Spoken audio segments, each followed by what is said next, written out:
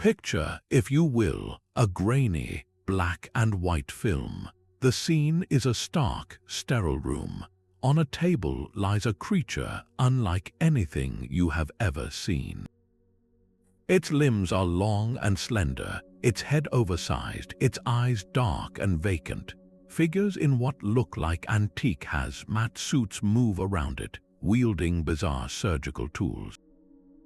This is the Alien Autopsy footage. From the moment it surfaced, it sparked a firestorm. Were we, for the very first time, looking at undeniable proof that we are not alone in the universe? Or were we witnessing one of the most elaborate, audacious hoaxes ever perpetrated? A cinematic lie so grand it would capture the global imagination for decades.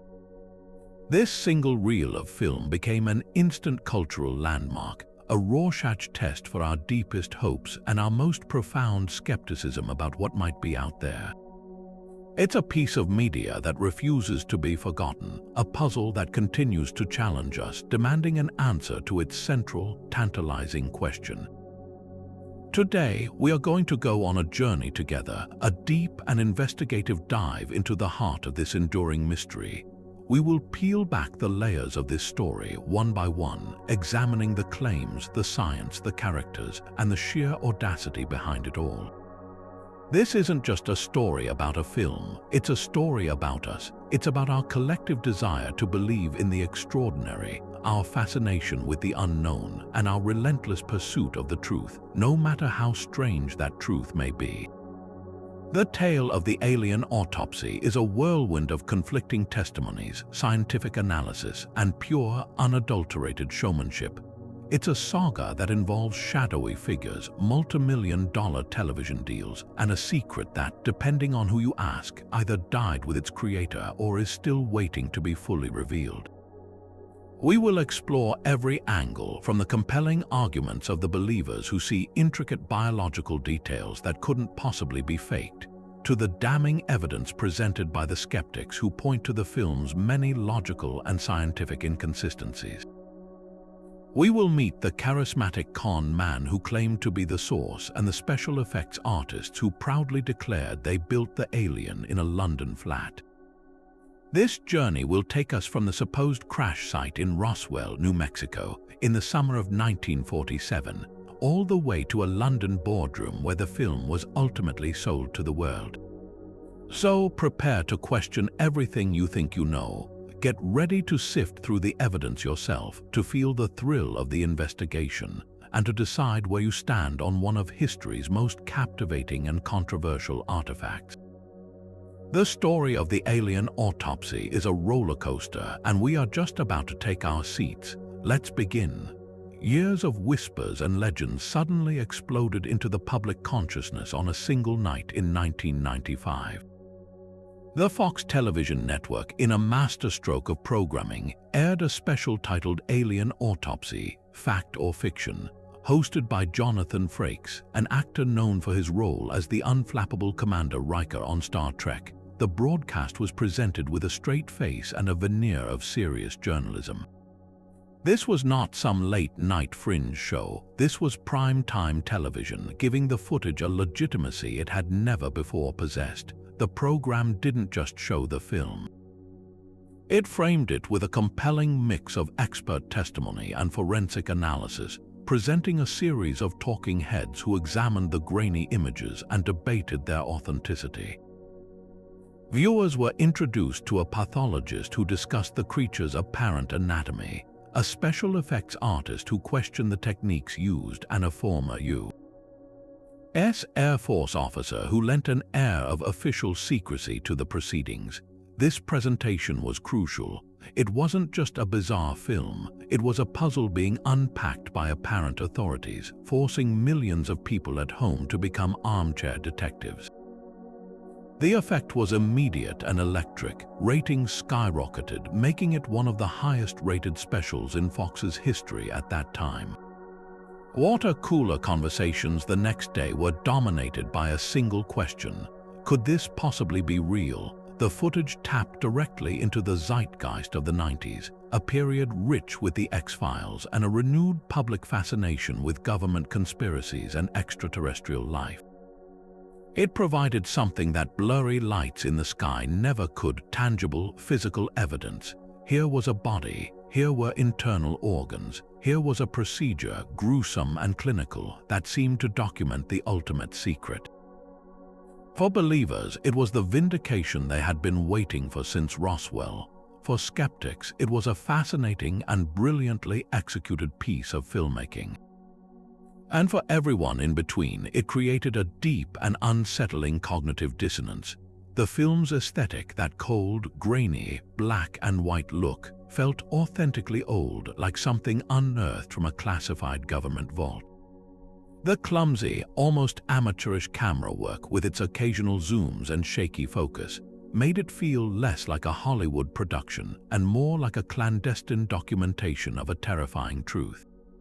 Jonathan Frakes' calm, authoritative narration guided the audience through this horrific ballet, his tone never tipping into outright skepticism, but instead fostering an environment of serious inquiry.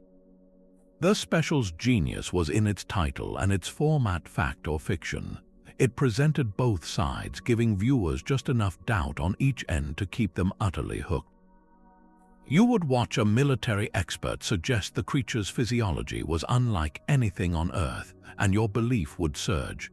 Then, a model maker would point out the inconsistent flow of the supposed biological fluids, and you would immediately pull back. This back and forth was addictive. It transformed a simple film reel into a global phenomenon, an artifact that instantly became a cornerstone of modern mythology. Overnight, the Alien Autopsy was no longer an obscure rumor. It was a shared cultural experience, a piece of media that challenged reality itself and left an entire planet wondering if the greatest secret in human history had just been spilled onto their television screens. The film begins abruptly, without any title card or introduction, thrusting the viewer directly into the scene. We are in a room that feels both clinical and clandestine. The walls are a drab, muted color, possibly a pale green or gray, and the lighting is harsh and direct, casting deep shadows that obscure the corners. The air seems thick with a grim formality. Two figures dominate the frame, clad in what can only be described as antique hazmat suits. These are not the sleek, modern protective garments we're familiar with today. They are heavy, seemingly made of a rubberized canvas, with large, circular viewports on the hoods that reflect the glare of the overhead lights, completely obscuring the faces within. They move with a certain clumsy weight, their gestures impersonal and methodical, like technicians performing a grim but routine task. Between them, centered under the bright surgical lamps, lies the subject of their attention. It is a creature stretched out on a simple metal-framed table with a dark, stained surface. The being is humanoid in its basic shape: a head, a torso, 2 arms, 2 legs, but every proportion is unsettlingly wrong. Its body is slender and almost emaciated, with pale, smooth skin that has a waxy, inanimate sheen. The head is disproportionately large for its narrow shoulders, domed and hairless. But the most arresting feature is the eyes. They are huge, black, and utterly opaque, like large chips of obsidian set deep into the skull. There are no discernible pupils, no whites, just a profound, vacant blackness. The creature's hands are resting at its sides, and a closer look reveals they possess 6 long, slender fingers. A noticeable, jagged tear runs down its right leg, a wound that appears traumatic and out of place in the otherwise sterile environment. The procedure commences with a chilling lack of ceremony. One of the pathologists, wielding a scalpel that looks more like a tool from a machinist's shop than a surgical instrument, makes the initial Y-shaped incision across the torso, from the shoulders down to the pubic area. The skin does not part like human skin. It has a strange resistance, almost like cutting into thick, pliable rubber. As the incision is made and the flaps of skin and a thin layer of underlying tissue are pulled back, there is no sign of the vibrant red blood we would expect. Instead, a dark, almost black liquid oozes slowly from the wound. It's a viscous, tar-like substance that the pathologists occasionally dab at with large surgical sponges, which quickly become saturated with the inky fluid. The internal organs that are revealed are bizarre and unfamiliar. There is no clearly defined heart or liver as we know them. Instead, the chest and abdominal cavities are filled with a collection of grayish, amorphous masses and what appear to be coiled, rope-like structures. The pathologists work with a detached, almost brutish efficiency, using forceps and their gloved hands to pull out these strange forms, placing them haphazardly into stainless steel bowls held by an assistant just off camera. The organs have a uniform, dull color and a texture that seems both solid and gelatinous. One of the most shocking moments comes when a larger, more defined organ is removed. It is a dark, lobed mass, and as it is lifted from the body cavity, a long, tube-like structure is pulled out with it, stretching like a thick, elastic cord before it finally snaps back or is cut. The entire process feels unnervingly crude, more like an automotive disassembly than a careful biological examination. Throughout the ordeal, the creature's face remains an impassive alien mask. Then, as the internal examination seems to be winding down, one of the pathologists reaches for a small, square piece of what looks like thick cloth or a medical drape. Without any pause, they place this square directly over the creature's face, covering those vast, dark eyes. This simple, final act is perhaps the most haunting of all.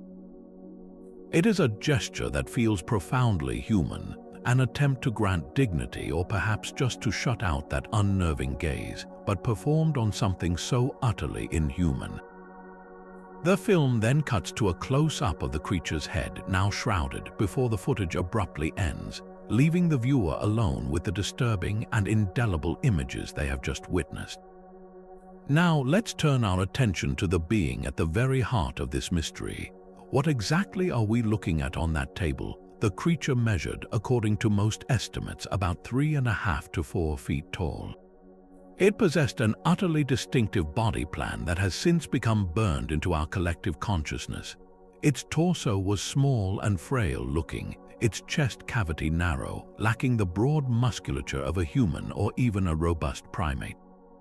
The limbs were long, thin, and spindly, with arms that seemed almost too lengthy for its body, ending in those remarkable 6-fingered hands.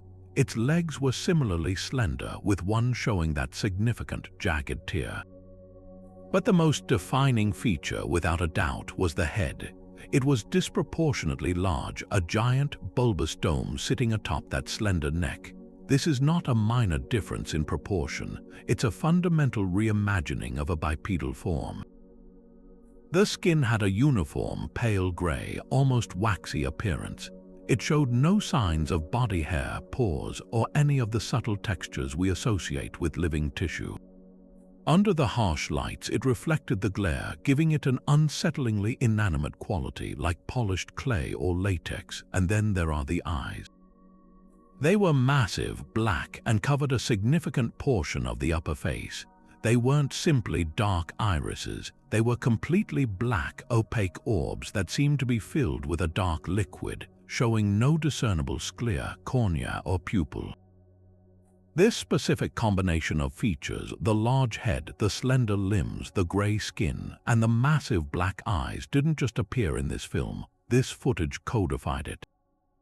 This is the moment the gray alien archetype was fully realized and delivered to a global audience, becoming the default image of an extraterrestrial visitor for decades to come. Every movie, every television show, every piece of art that has used this design since 1995 owes a debt to this grainy film. But how does this anatomy hold up under even basic biological scrutiny? Let's contrast it with what we know. For a creature to walk upright on 2 legs, it requires a complex system of balance, a strong pelvis, and powerful leg muscles to support the weight of the upper body. The creature in the film, with its massive, heavy-looking head and its spindly, almost stick-like legs, presents a significant problem. The biomechanics simply don't add up.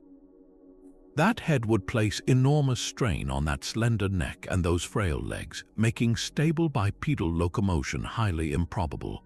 Then we have the internal anatomy, or lack thereof. The organs shown being removed were a chaotic jumble of gray and black masses. There was no clear differentiation, no recognizable heart, lungs, or liver. In any complex terrestrial animal, organs are specialized and distinct. A heart has a specific shape and function for pumping blood. Lungs are spongy and designed for gas exchange. The creature's internal cavity appeared instead to be filled with a homogeneous, gelatinous substance and a few undefined solid lumps. This lack of specialized organ systems raises a huge red flag. How would such a creature circulate nutrients, oxygenate its tissues, or process waste?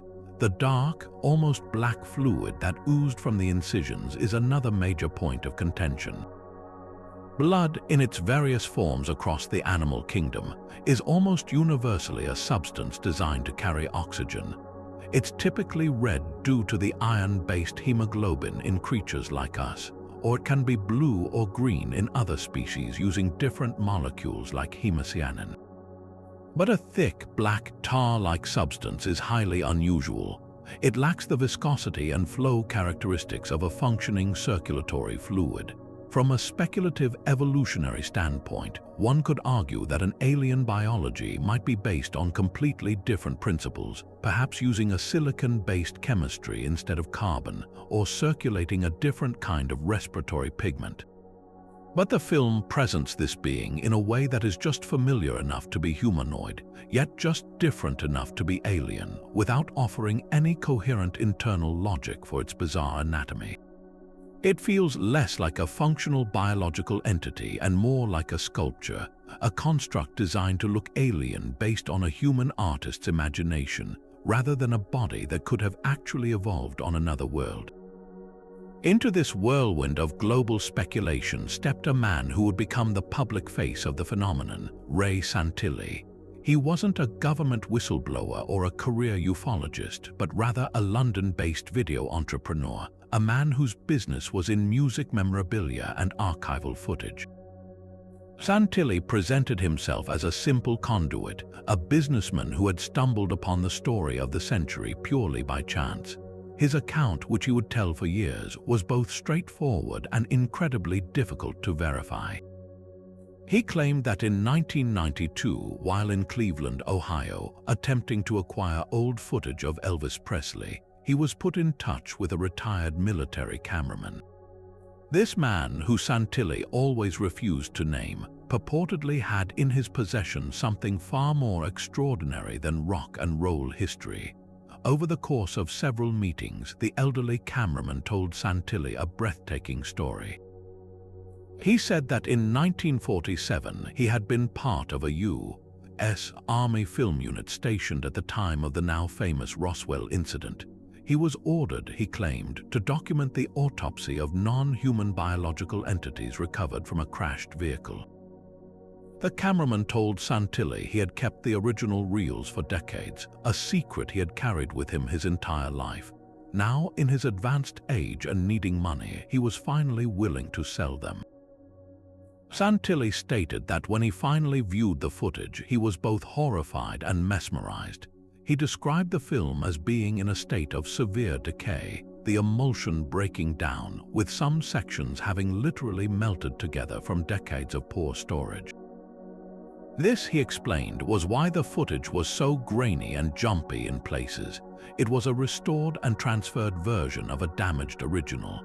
He purchased the reels, had them painstakingly transferred to a newer format to preserve what he could, and then sat on them for a couple of years, contemplating the immense implications of what he now owned before finally bringing them to the public.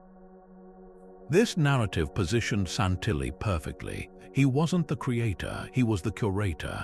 He was the lucky, perhaps slightly overwhelmed everyman who had been entrusted with this monumental secret. His background in the somewhat niche world of archival video gave him just enough credibility to explain how he came across such a thing. while his lack of a formal background in science or ufology made him seem less like a conspiratorial zealot and more like a pragmatic businessman who had found himself in an impossible situation. The story of the frail, anonymous cameraman added a layer of poignant humanity and plausible deniability. The original source was a ghost, a man whose identity would go to the grave with him, protecting him from the storm of publicity and government reprisal that would surely follow. This tale was the bedrock upon which the entire alien autopsy phenomenon was built. It was a good story, a compelling blend of Cold War secrecy, a dying man's confession, and a serendipitous discovery. For many, it was enough. Why would a successful music video businessman risk his reputation on such an outlandish claim if it weren't true? What did he possibly have to gain? But as the world would soon learn, the line between a historic discovery and an historic hoax is often vanishingly thin, and the man at the center of the storm was about to find his story scrutinized like no other. To truly grasp the immense power of the alien autopsy footage, you have to understand the fertile ground on which it landed. For nearly half a century, a single event had been festering in the American psyche, a cultural wound that refused to heal: the Roswell incident. The story begins in the blistering heat of early July 1947, on a remote ranch outside the small town of Roswell, New Mexico. A ranch foreman named Mac Brazel discovered something extraordinary strewn across one of his pastures, a vast debris field of strange, unidentifiable material. There were beams of a lightweight, wood-like substance that couldn't be scratched or burned, and pieces of an incredibly tough, metallic foil that you could crumple in your hand, only to watch it smooth itself back out perfectly, erasing all creases. Intrigued and concerned, Brazel eventually reported his find to the local sheriff, who then contacted the Roswell Army Airfield, home to the elite 509th Bomb Group, the only unit in the world equipped with atomic weapons at the time. What happened next sent a shockwave through the small community. On July 8th, the base's public information officer, Lieutenant Walter Haut, issued a press release that would become the stuff of legend. He announced stunningly that the Army had recovered a crashed flying disc.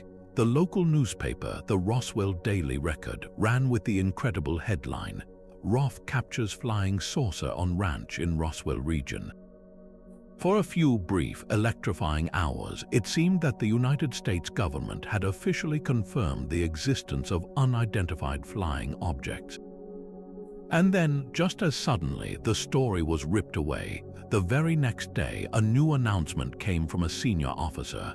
A press conference was hastily arranged at the airfield, where the now infamous debris was presented to reporters. The commanding officer, Brigadier General Roger Ramey, stood before the cameras and declared the entire thing a mistake. The mysterious wreckage, he stated, was nothing more than the scattered remains of a common weather balloon and its radar reflector, a standard device used to track atmospheric conditions. To drive the point home, the military swiftly collected every piece of evidence, demanded the return of the original press releases from newspapers, and ushered the involved personnel into silence. The story vanished from the headlines almost as quickly as it had appeared, dismissed as a simple case of misidentification, but a seed had been planted. For decades, this official explanation was largely accepted. Roswell became a minor footnote in UFO lore, a curious case of military error. However, in the late 1970s, the embers of this story were fanned back into a roaring fire. Researchers like Stanton Friedman and William Moore began re-investigating the incident, tracking down original witnesses who told a much different, far more sinister tale. They spoke of not just debris, but of a much larger craft and, most sensationally, of bodies. Witnesses, some claiming to have been at the crash site or involved in the recovery, described retrieving small, non-human corpses with oversized heads and slender limbs. The official narrative began to crumble under the weight of these new testimonies. The U.S. Air Force, feeling the renewed pressure, was forced to reopen the case, eventually releasing two extensive reports in the 1990s. These reports offered a new but still terrestrial explanation.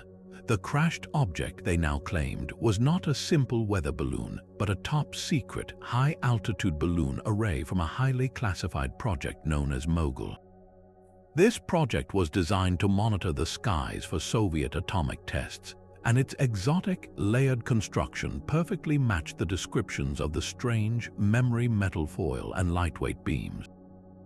As for the bodies, the Air Force asserted they were likely anthropomorphic test dummies, dropped from high altitude for parachute and safety research, whose unusual, non-lifelike appearance could have been misremembered by witnesses decades later.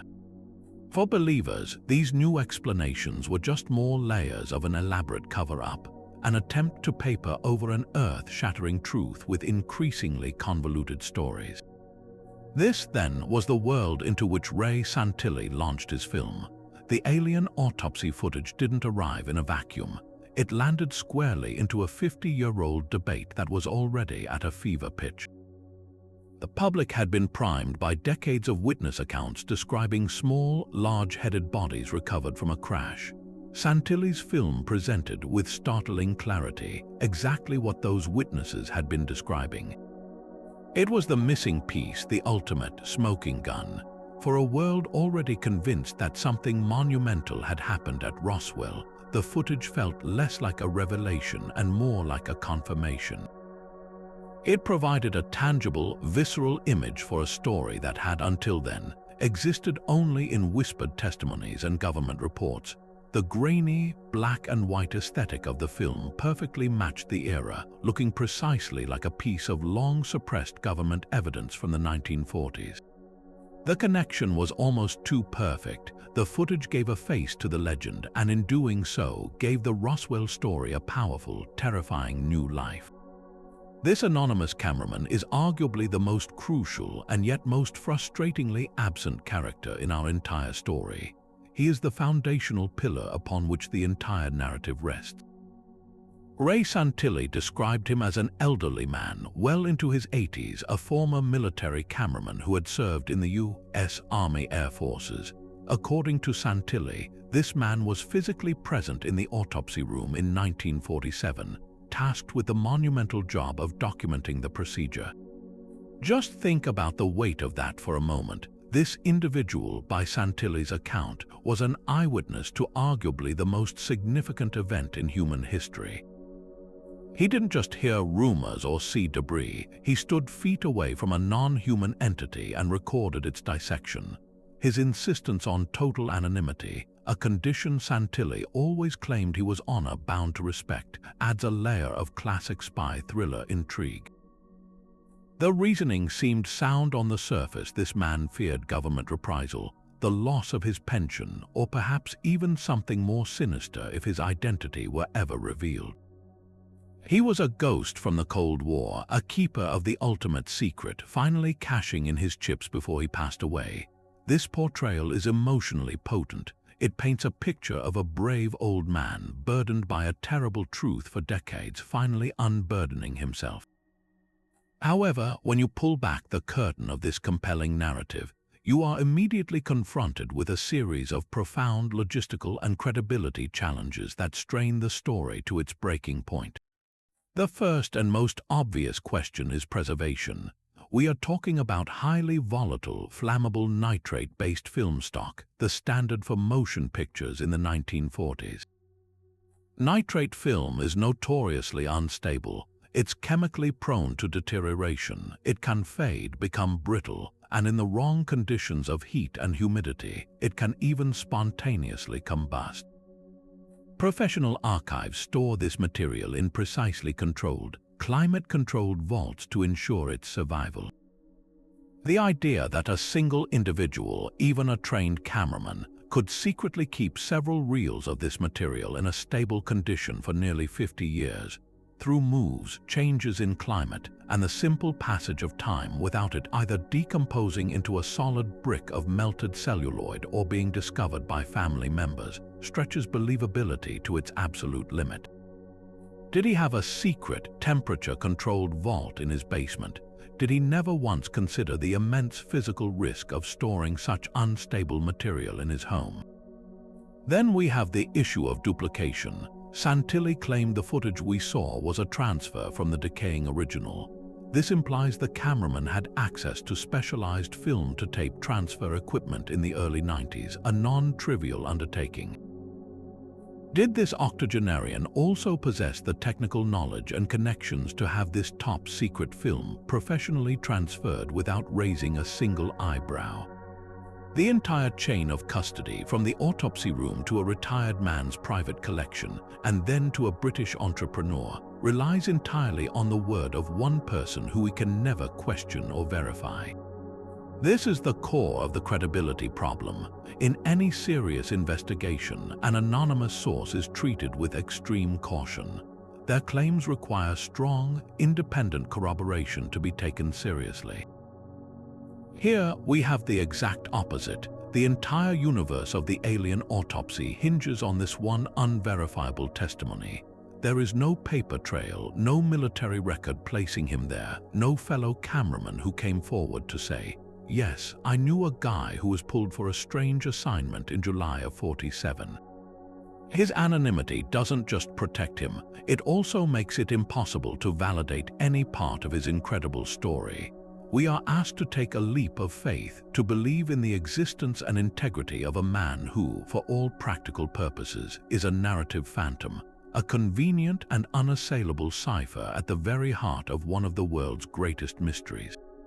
Even as the public was reeling from the stunning implications of the footage, a chorus of dissenting voices began to rise, grounding the ethereal mystery in the hard, unyielding language of science and professional expertise. The very first critiques came from a group of people for whom the autopsy room was a familiar workplace, pathologists and medical professionals. Their analysis was swift and deeply damaging. They pointed out that the entire procedure, which was presented as a clinical dissection, was in fact a chaotic and unprofessional mess, completely unlike any legitimate autopsy. A real pathological examination is a meticulous, step-by-step process of discovery and documentation. Organs are carefully examined in situ. Their positions and relationships to other structures are noted and photographed before they are ever removed.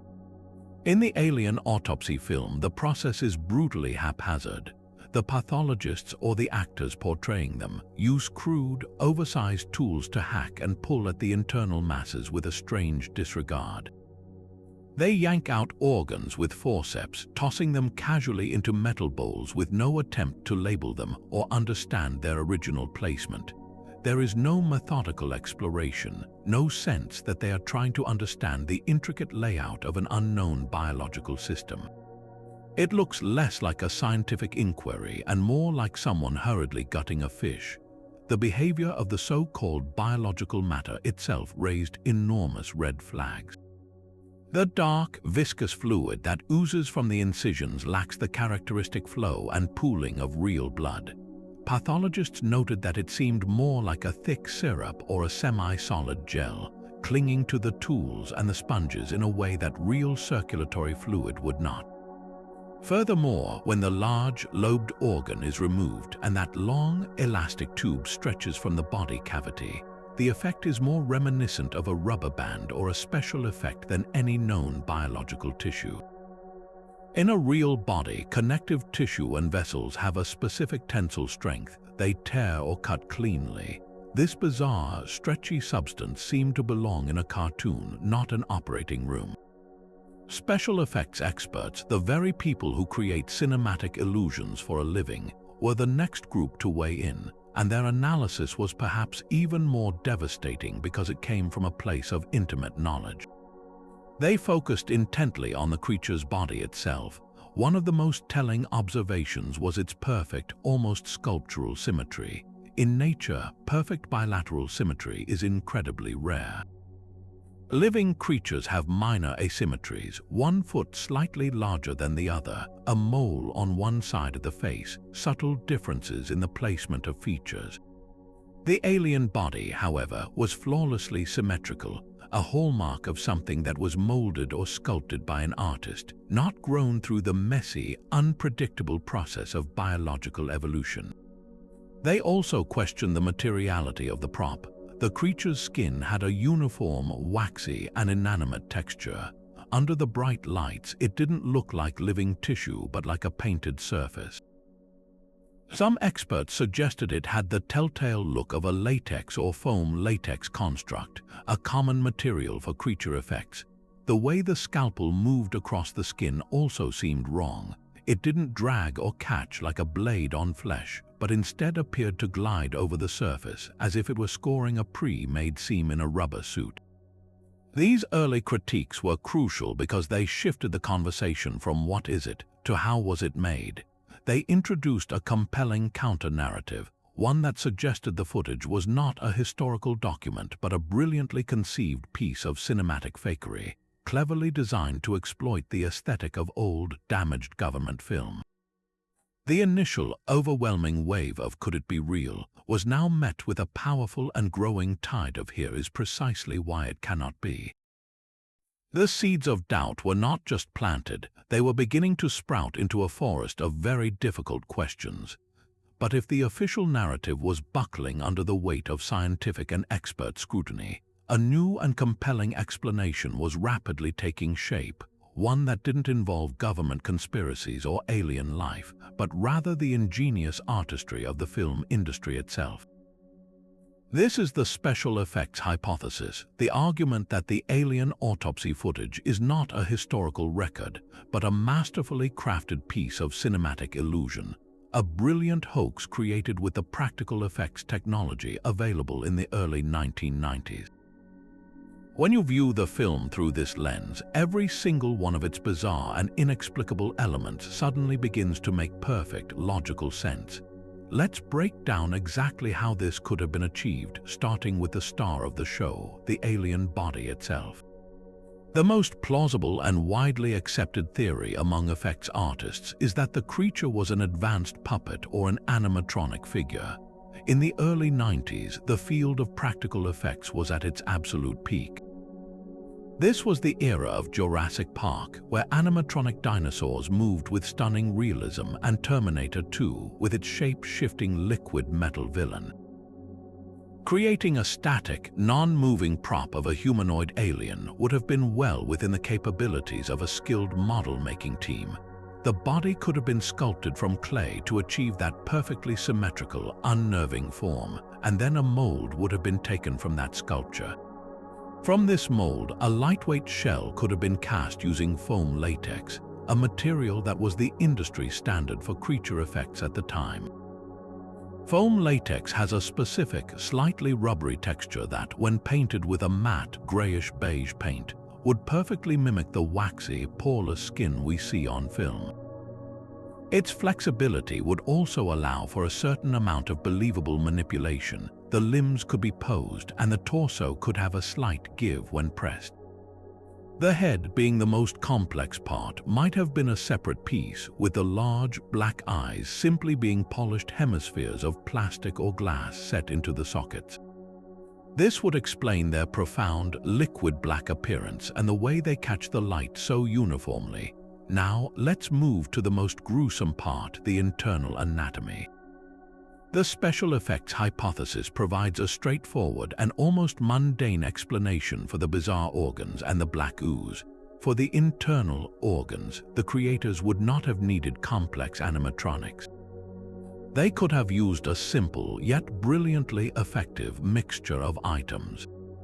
Many effects artists have suggested that the chest and abdominal cavities were likely filled with a base of knotted, rope-like material to give some internal structure, and then packed with a gelatinous substance, perhaps a simple animal-based gelatin or a more durable silicone gel, mixed with various offal from a butcher shop.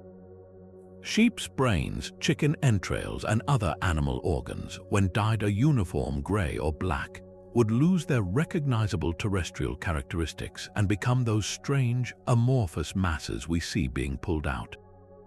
This explains their lumpy, inconsistent texture and their dull, unlifelike color.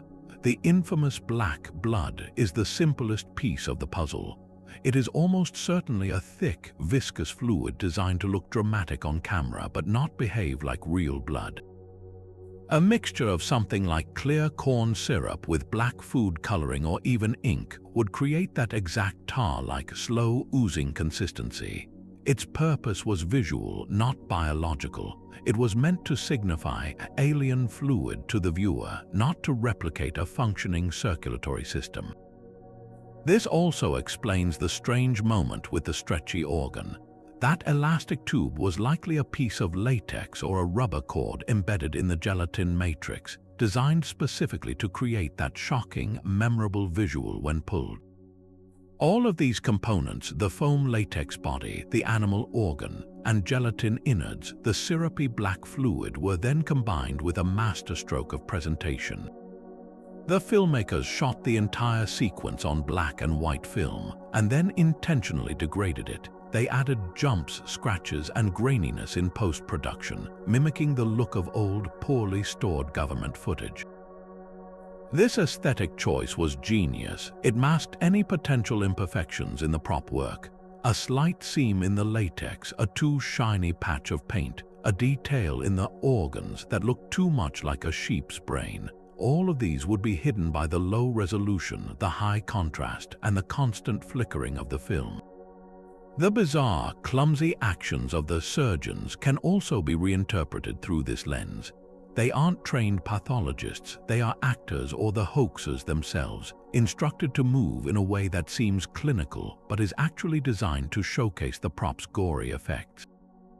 They hack and pull not because that's how an autopsy is performed, but because they need to get to the pre-placed guts and create the most shocking visuals possible. When you assemble all these pieces, the Alien Autopsy transforms from an impenetrable mystery into a recognizable, albeit exceptionally well-executed special effects project.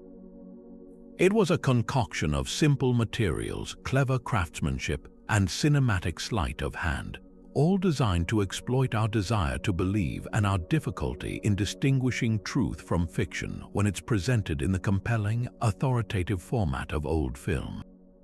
Of course, while the debate raged over the creature's biology and the surgeon's techniques, there was another, more technical front opening in the battle for the film's authenticity. This fight wasn't about anatomy or acting, it was about the physical object itself, the celluloid strip that ran through the camera. To truly determine if this film could be a relic from 1947, you had to go straight to the source, to the company that essentially wrote the book on film, Eastman Kodak. Forensic analysis of the film stock became a critical line of inquiry. Experts scrutinized every millimeter of the footage, looking for the telltale fingerprints that Kodak built into its products. They examined the sprocket holes, the perforations along the edge of the film that guided through the camera and projector, checking their shape, size, and spacing against known standards from the 1940s. They pored over the edge markings, those faint codes and symbols printed along the film's border by the manufacturer. These edge markings are like a film's serial number. They can indicate the film type, the manufacturer, and sometimes even the batch and year of production. Initially, there were some promising signs for believers. Certain aspects of the film's appearance, its grain structure, and the specific type of aging it exhibited were not inconsistent with stock produced in the 1940s. Some analysts even pointed to specific edge markings that seemed to align with Kodak's coding system from that era. This created a glimmer of hope, a suggestion that the physical medium, at the very least, could be period accurate. However, these initial points of compatibility were soon overshadowed by a series of troubling inconsistencies. While some markings looked right, others did not match Kodak's known and meticulously documented practices for the year 1947. It was as if the film was a patchwork with some authentic elements but other, more subtle details that seemed out of place. The situation came to a head when Kodak itself was formally consulted. This was the moment of truth. The company that had manufactured most of the motion picture film in America during that period, the undisputed authority, was now being asked to pass judgment.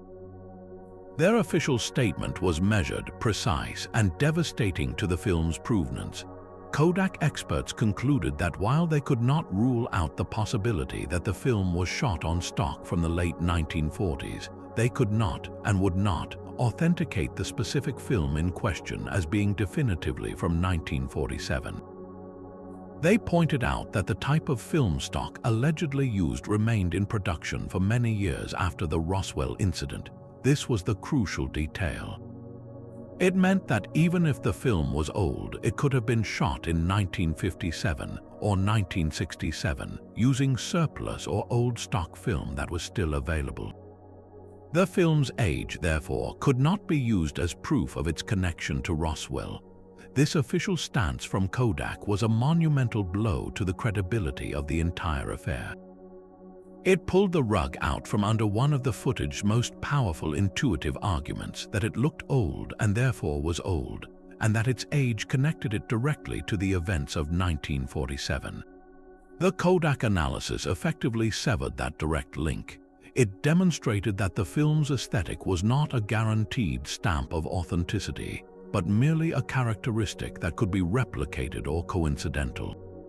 The cornerstone of the film's historical claim, its very material substance, was now cracked, leaving the entire structure of the narrative looking far more fragile and deliberately constructed. Yet just when it seemed the debate had reached a stalemate between skeptical experts and ardent believers, the ground shifted dramatically. In 2006, after more than a decade of steadfastly defending the footage's authenticity, Ray Santilli made a stunning announcement. He confessed that the film the world had seen and debated for 11 years was not, in fact, the original. He stated that the reels he purchased from the elderly cameraman had indeed existed, but by the time he acquired them, the nitrate film was in an advanced state of decay, having essentially melted into an unwatchable mess. Faced with this ruined original, Santilli claimed he made a fateful decision. He decided to commission a reconstruction, a filmed recreation based on his memories of what he had seen on the original, decaying film. This new narrative was as shocking as the footage itself. It recast the entire global phenomenon not as a deliberate fraud from the outset, but as a salvage operation that spiraled out of control. Santilli presented himself not as a con man, but as a preservationist, someone who wanted to share the incredible story he had witnessed, even if the original evidence was gone. He even identified the team behind the reconstruction, naming a sculptor and special effects artist named John Humphreys as the man who built the iconic alien body. This confession sent shockwaves through the community, instantly creating a deep and bitter schism. For skeptics, this was the final, unequivocal admission of a hoax. The semantic difference between a reconstruction and a fabrication was meaningless. It was an admission that the film was a staged production, not a historical record. They argued that Santilli's story was a transparent attempt to save face, a strategic retreat that allowed him to maintain a sliver of plausibility for the original, unseen film while admitting the one everyone had seen was fake. Why would he commission a reconstruction unless the original was too damaged to show? And if the original was that damaged, how could he possibly vouch for its contents with any certainty? For a hardcore segment of believers, however, Santilli's new story was not a confession of a hoax, but a confirmation of a deeper truth. They latched onto his insistence that an original film did exist. In their view, the reconstruction was a dramatic reenactment, a visual aid based on a real, classified event. The fact that Santilli held to the core of his story, the cameraman, the Roswell connection, the non-human bodies, was to them the most important part. The reconstruction was merely a necessary evil to get the truth out to the public. This division created a strange new duality in the case. You now had to choose which layer of the story to believe. Was the entire narrative, from the cameraman to the crash, an elaborate fiction? Or was it a true story illustrated with a fake film? The confession did not bring closure. It simply added another, more convoluted chapter to the mystery. forcing everyone to relitigate the entire saga with this new, perplexing variable in play. But if Santilli's confession introduced a new layer of ambiguity, the account that followed from another key player would strip away any remaining mystery with surgical, almost brazen clarity. Enter Spyros Melaris, a highly respected British special effects artist. Unlike the shadowy, anonymous figures that populated the early story, Melaris stepped directly into the spotlight with a claim that was both audacious and meticulously detailed. He stated unequivocally that he was not just a participant in the reconstruction, but the true mastermind and director of the entire hoax, the person who engineered the illusion from the ground up. His narrative wasn't a vague admission. It was a detailed blueprint for deception, a proud craftsman's post-mortem of his greatest and most successful creation. According to Melaris, the project began when Ray Santilli approached him with a problem. Santilli allegedly showed him a few surviving, blurry frames of the original, decayed film and asked if he could recreate the entire sequence. Melaris, seeing an irresistible creative challenge, agreed. His first and most crucial task was building the star of the show, the alien corpse. He started by creating a plaster cast of a human body, using a life cast of a friend as the base. This gave him the fundamental humanoid form, but to achieve the iconic, unsettling proportions of the Grey, he went to work modifying the cast. He sculpted a massive, bulbous head, elongated the limbs and refined the torso, creating that emaciated, frail look. From this master sculpt, he created a lightweight, flexible foam latex skin, a standard technique in film effects. This skin was then painted with a muted, grayish-beige color to achieve that signature waxy, lifeless appearance. The now famous six-fingered hands were crafted as separate, articulated gloves. But Melaris's genius lay in the internal mechanics. The body wasn't a solid prop, it was a hollow shell, a vessel designed specifically for the gruesome dissection to come. He and his team pre-cut the Y-shaped incision into the foam latex chest, creating a secret opening that could be sealed with a weak adhesive and then easily sliced open during filming. The internal organs were a masterpiece of low-tech ingenuity. He filled the chest cavity with a mixture of animal brains, likely from sheep, and knotted, rope-like material to create the strange, amorphous masses. For the iconic black, viscous blood, he mixed a thick concoction of clear corn syrup and black food coloring, creating a substance that would ooze dramatically rather than flow like real blood. And in a touch of darkly humorous brilliance, he revealed that some of the smaller, more recognizable bits of gore were actually raspberry jam. Its texture and color, when mixed in with the other materials and viewed in grainy black and white, perfectly mimicked the look of clotted biological matter. The set was constructed with equal attention to period detail. Melaris sourced authentic 1940s surgical instruments from a medical antiques dealer, explaining the bizarre, anachronistic look of the scalpels and forceps. The hazmat suits were custom-made based on research into decontamination gear from the era.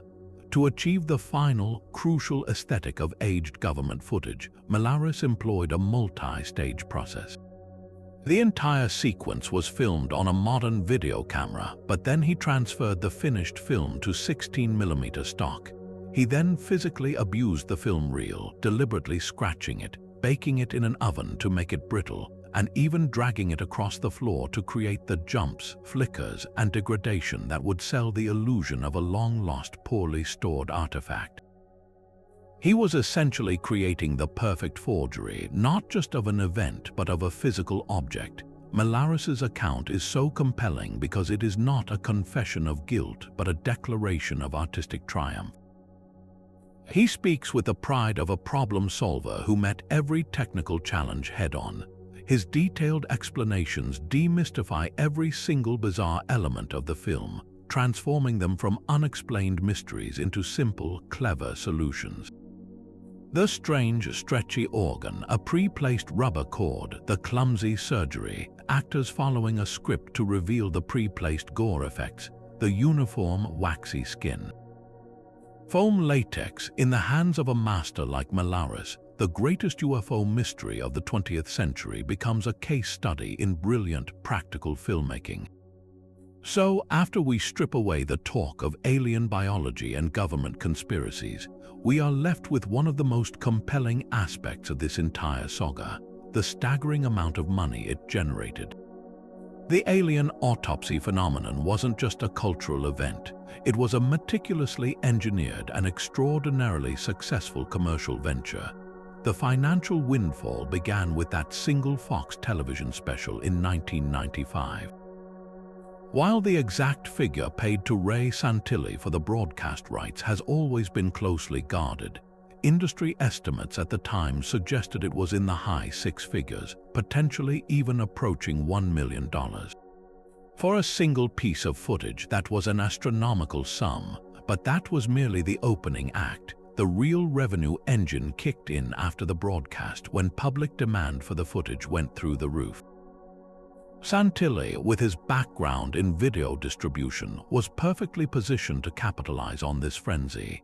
He released the film on VHS and later on DVD directly to consumers. These tapes and discs flew off the shelves, selling hundreds of thousands of copies worldwide. Imagine that people were paying real money to own a copy of this grainy, bizarre film for their personal collections. Then came the international licensing deals. The footage wasn't just a hit in the United States, it became a global media commodity. Television networks across Europe, Asia, and Australia clamored for the rights to air the special in their own countries, each writing a substantial check for the privilege. Newspapers and magazines paid for the rights to publish still frames from the film, further amplifying its reach and lining the pockets of the rights holders. The total revenue generated from all these streams, the initial broadcast fee, the home video sales, and the international licensing, is widely believed to have totaled many millions of dollars. This wasn't pocket change, it was a financial empire built on a 17-minute reel of film. When we look at the motivations of Ray Santilli and his partners, this financial reality cannot be ignored. Santilli was, by his own admission, a businessman. His primary trade was in buying and selling archival footage. From his perspective, he had simply acquired a unique and highly marketable asset. The decision to present it with the framing of a serious documentary, complete with experts debating its authenticity, was a masterstroke of marketing. It elevated the footage from a curious oddity to a world-shaking mystery, thereby maximizing its commercial potential. The very question, fact or fiction, was not just a title, it was the core of the sales pitch, a hook that ensured maximum viewer engagement and, by extension, maximum profit. This framing allows us to view the entire enterprise through a different lens. Rather than a pure hoax designed solely to fool the world, it can be seen as a piece of exceptionally clever entertainment, a product that was expertly packaged and sold to a public hungry for answers about the unknown. The creators understood their market perfectly. They knew that in the post-X-Files 90s, there was a massive, eager audience for this kind of content. They weren't selling a definitive truth, they were selling the thrill of the mystery, the exhilarating possibility that it might be real, and in that they were phenomenally successful. The financial motive doesn't necessarily preclude the possibility that Santilli genuinely believed in the footage, at least initially, but the sheer scale of the profits and the subsequent decisions to create a reconstruction when the original was supposedly unusable point toward a primary driver that was more about commerce than cosmic revelation. It was a perfect storm, the right product marketed at the right time to an audience that was primed and ready to buy. The Alien Autopsy, in the end, stands as a powerful testament not only to our fascination with the idea of alien life, but also to the immense profitability of that very fascination. The ripples from that Fox broadcast did not simply fade away, they expanded into a cultural tidal wave, crashing into every corner of our shared consciousness. Almost overnight, the Alien Autopsy footage became more than just a film. It became a modern myth, a visual shorthand for the entire UFO phenomenon, and a tabloid editor's dream come true. Newspapers like the Weekly World News and The Sun seized upon the story with glee, splashing lurid, digitally enhanced stills from the film across their front pages, often with headlines screaming about government cover-ups and the truth they don't want you to see. These publications, existing in the vibrant, often outrageous space between news and entertainment, played a crucial role in democratizing the mystery. They put the image of that specific, large-headed, gray-skinned being on grocery store checkout lines and newsstands everywhere, ensuring that even those who never watched the television special would recognize the iconic form.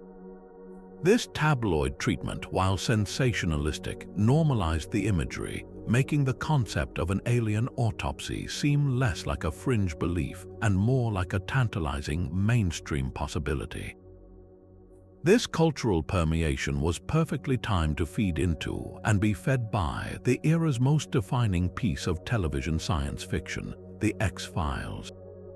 The show, which premiered in 1993, was already a massive hit, teaching a generation to trust no one and to believe that the truth is out there.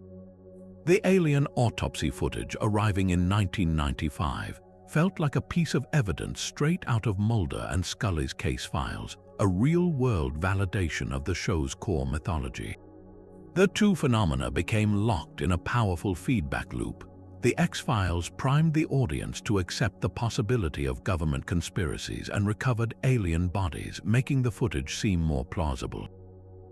In turn, the footage lent a chilling layer of real-world credibility to the show's fictional narratives. It blurred the line between entertainment and reality so effectively that for many viewers, the fictional world of the X-Files and the alleged reality of the autopsy became intertwined. The film's aesthetic, that grainy, black and white government film look, was directly echoed in the show's own visual style for its classified segments, further cementing the connection. The footage didn't just appear on television, it became television, spawning an entire industry of its own. Countless documentaries were produced, not just in the United States but around the world, each dissecting the film frame by frame, bringing in new experts and interviewing every conceivable player in the drama. These programs would often present themselves as serious investigations, but their very existence relied on the footage's enduring mystery. They were less about solving the case and more about celebrating it, about keeping the enigma alive and thriving in the public imagination. Perhaps the most profound and lasting impact of the Alien Autopsy film was its power to standardize the image of an extraterrestrial. Before 1995, depictions of aliens in popular culture were wonderfully diverse. There were the towering, metallic beings of the day the Earth stood still, the little green men of classic pulp magazines, the insectoid creatures of Invasion of the Body Snatchers, and the benevolent, wise elders from films like Close Encounters of the Third Kind. The Alien Autopsy footage effectively bulldozed this creative landscape. It seared one specific image into the global psyche, the Grey. With its hairless, large-domed head, its slender, fragile body, its grayish skin, and its vast, black, slanted eyes, this became the default template. Suddenly, every new television show, movie, and cartoon that featured aliens seemed to draw from this same well. Abduction stories reported to researchers began to conform more closely to this description. The Grey became a cultural meme so powerful that it overrode all previous conceptions, to the point where if you ask someone today to draw an alien, 9 times out of 10, they will produce a version of the being from that film. This was the footage's ultimate triumph. It didn't just capture our attention, it captured our imagination and dictated its form. It demonstrated a fundamental truth about the modern age, that a powerful piece of media, regardless of its factual truth, can sculpt our perception of reality itself. The Alien Autopsy created a shared visual language for the unknown, a common reference point that was instantly recognizable to millions. It proved that a story, when told with the right blend of mystery, spectacle, and pseudo-authority, could transcend its origins and become something far greater, a permanent fixture in the museum of our collective dreams and fears, a testament to our endless fascination with what might be lying on a table just beyond the light. Yet, even after the confessions and the mountain of evidence pointing to an elaborate special effects project, a dedicated community of believers holds fast to the idea that there is a kernel of undeniable truth at the center of this story.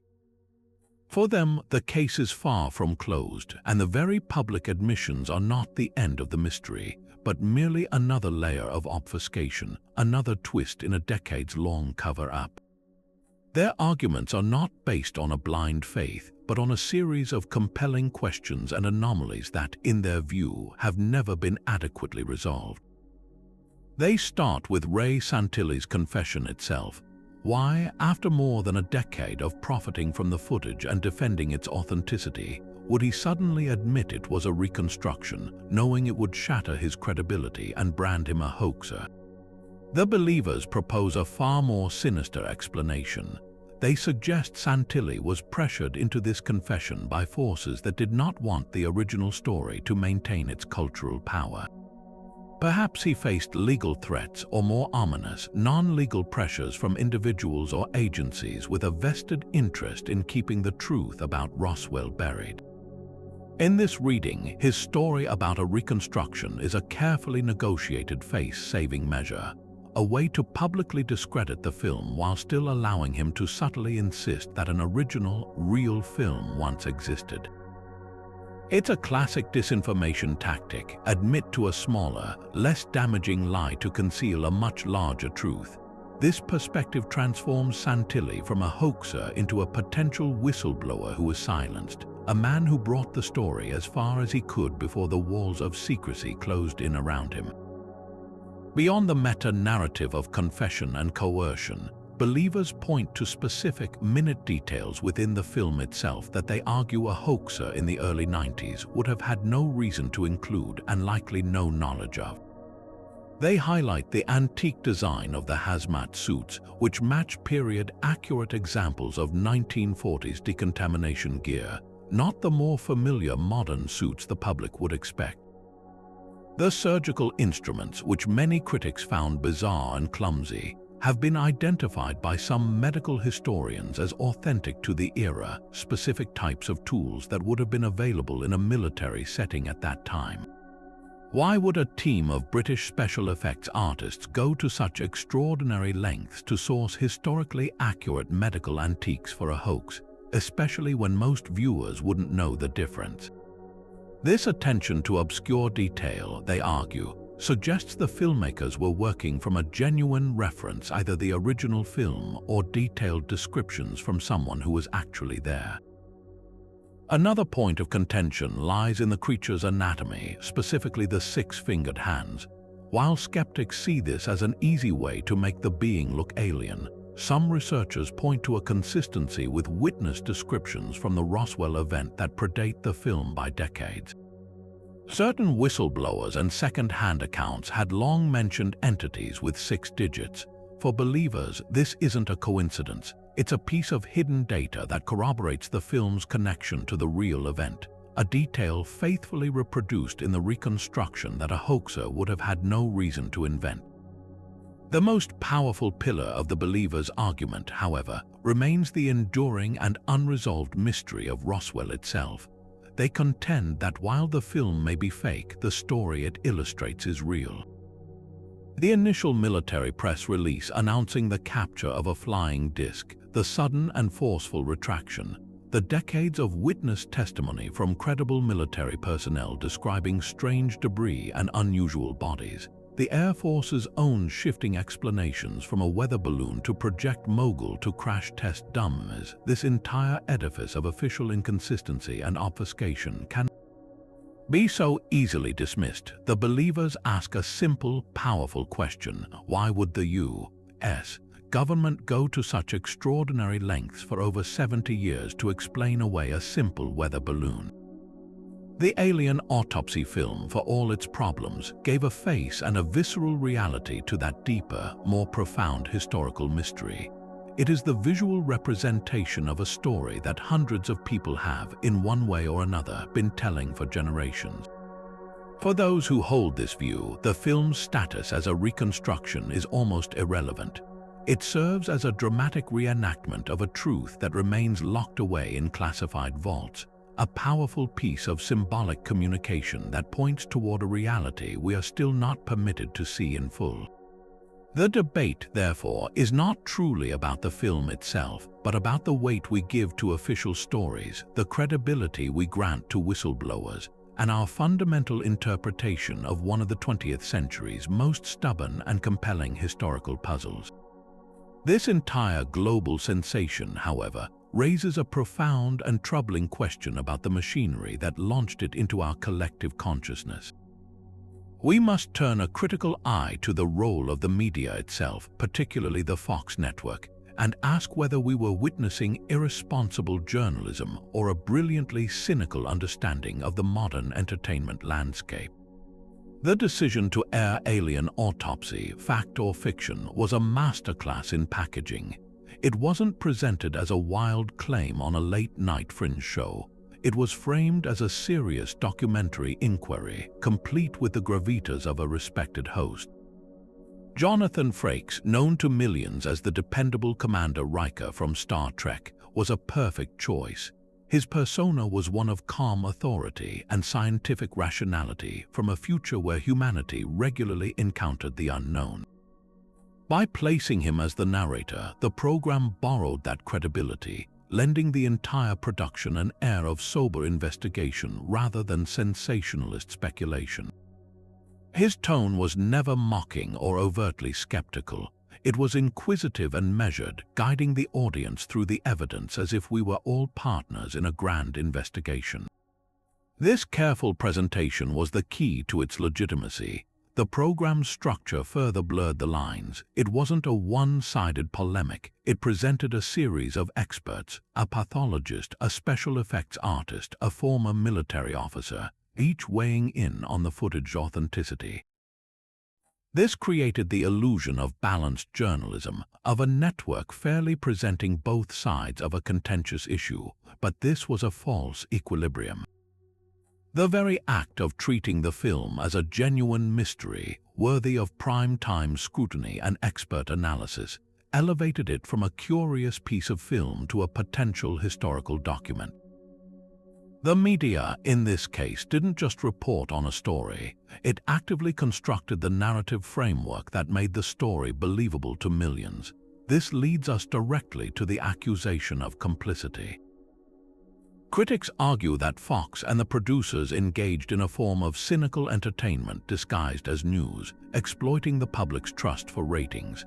They knew that simply showing the film wouldn't be enough. It had to be authenticated by the format itself.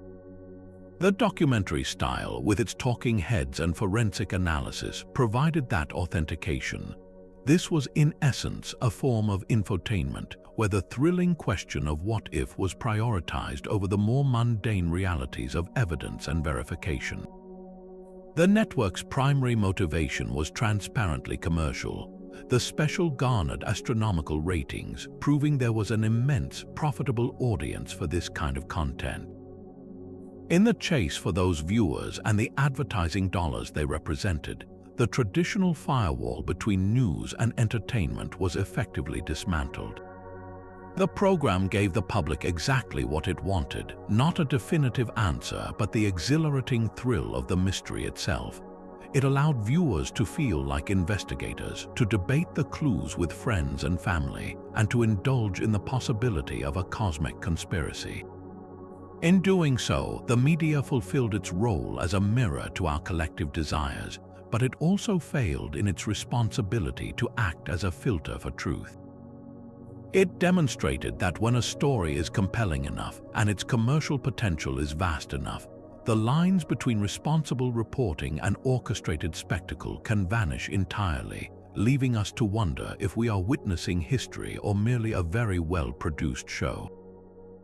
At its core, the unbelievable staying power of the Alien Autopsy footage has very little to do with the film itself, and everything to do with us, with the intricate wiring of the human mind and the deep cultural currents it tapped into.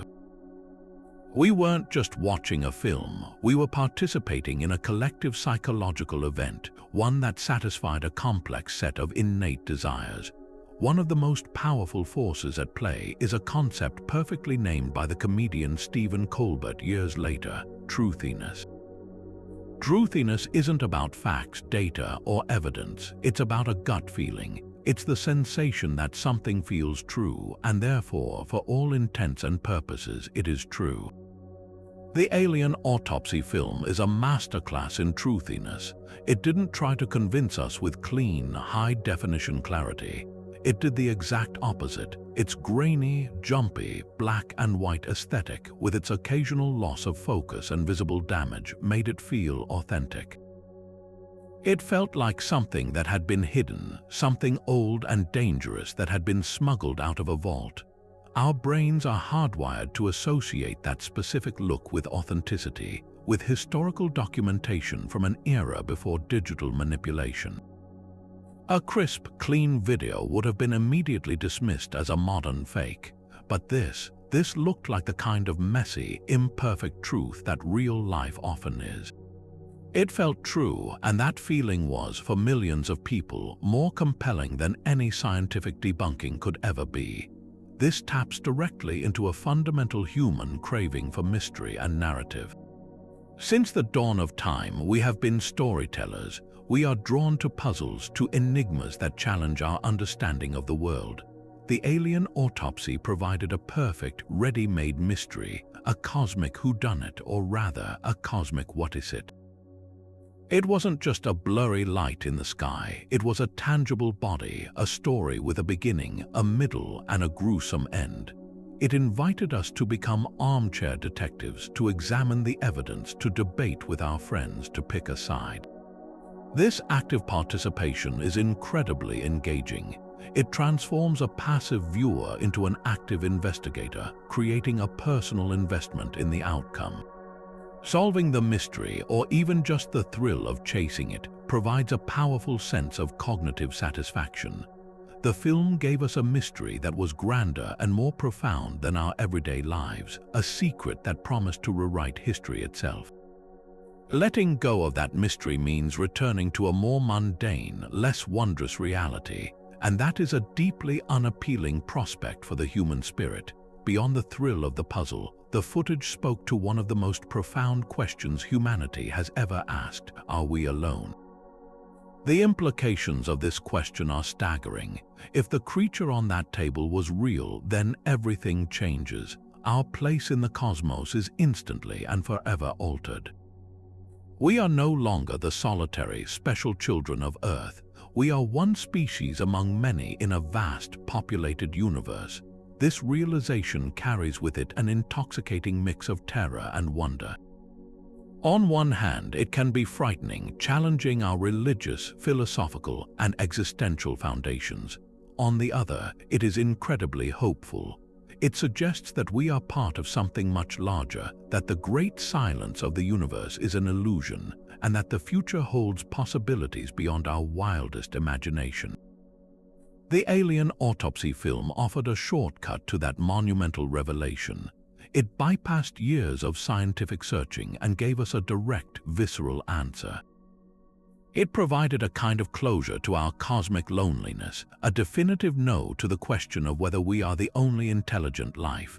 For a culture steeped in the Cold War and its legacy of government secrecy, the story also fit a pre-existing and comforting narrative that those in power are lying to us about truly important things. Believing in the autopsy wasn't just about believing in aliens. For many, it was about believing that the official story is always a cover-up, that the truth is being kept from the common person. This worldview provides a framework for understanding a complex and often frightening world. It simplifies events into a struggle between a heroic, truth-seeking public and a sinister, manipulative elite. The footage was the ultimate piece of evidence for this worldview, the smoking gun that proved the conspiracy theorists were right all along. In the end, the Alien Autopsy endures not because of what it shows, but because of what it represents. It is a mirror reflecting our deepest desires for meaning, for mystery, and for a universe that is stranger and more fantastic than we have been led to believe. The truth of the film is almost secondary to the powerful and enduring human truths it so brilliantly exposed. To truly understand the profound gulf between the footage and reality, we need to step inside the mind of a professional whose entire career is built on the meticulous science of dissection, a forensic pathologist. This is a medical doctor specially trained to perform autopsies, not just to determine a cause of death, but to read the entire story written within a body.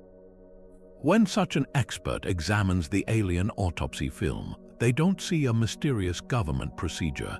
They see a cascade of fundamental, almost laughable errors that violate the most basic principles of their profession.